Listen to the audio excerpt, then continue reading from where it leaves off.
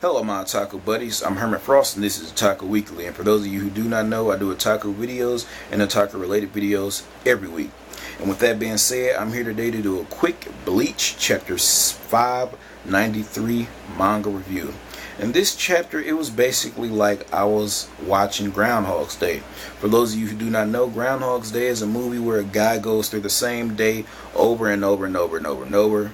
You get so fucking tired of the movie, you just go to sleep. End the movie. But anyway, allow me to explain why I say it was like Groundhog's Day.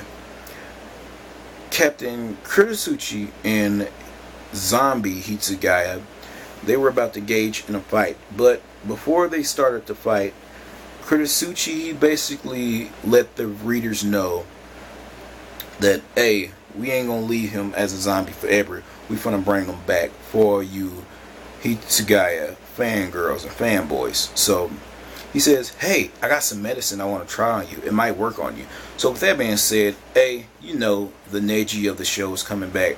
The reason why I call him the Neji of the show is because the guy that does Neji voice, he does Hitsugaya voice as well.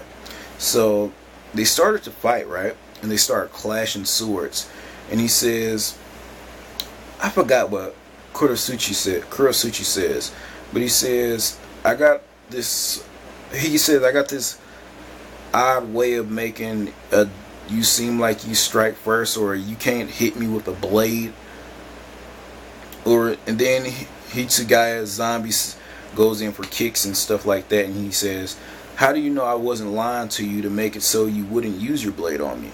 So Hitsugaya at this point, he's just getting fucking pissed, and he just says those magical words, Bankai, Jai Gyuden Hyorimaru. So he releases that beautiful giant blue icicle dragon, and it's just flowing everywhere. And Captain Kurotsuchi is basically on his last legs, people.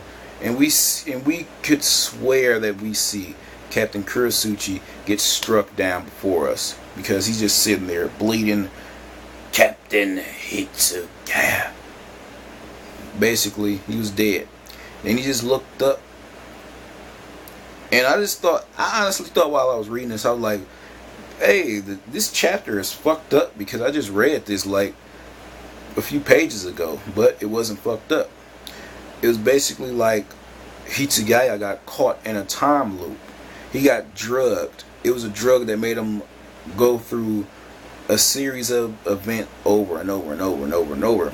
But it was short-term memory, so it was like something that just recently happened, and it just happens over and over and over and over and over. So basically, every time he kills Captain Kurotsuchi, time replays itself, and he says, hey, you want to know how I drugged you?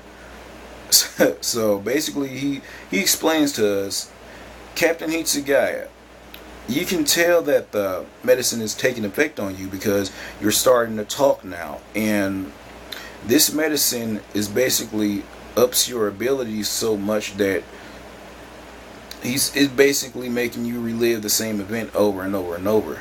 And it's going to make you start to lose balance. And you're going to lose balance and mobility for 30 seconds.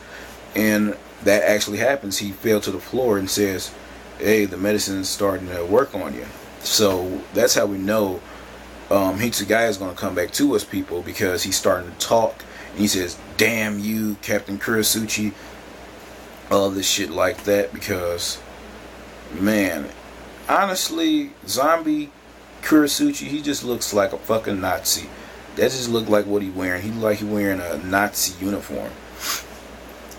So with that being said, the next chapter, they're going to show us how he actually got poisoned with the medicine. And I honestly think no sooner he clashed swords, that's when the medicine got put in his body. So that was the only other way, right? Besides that kick he tried to give to Captain Kurotsuchi. And I'm just honestly happy, because I ain't want both Nejis of the show dead. At least we got one living, sorta. Does Shinigami live? No. Well, he's not going to be a zombie. He's going to be a Shinigami again. But, and also, the ruler of the Quincy's, my friend Navek, he put it in my ear. He says, that would be so fucking crazy, because he honestly thinks that the king and the leader of the Quincy's are brother or somewhat related. And I honestly can see that happening, because he called him being Zangetsu. So, hey, he was right about that, so he might be right about this as well. But anyway, don't forget to like, comment, and subscribe. And to all my Otaku buddies, this is Herman Frost, and this is Otaku Weekly, over and out.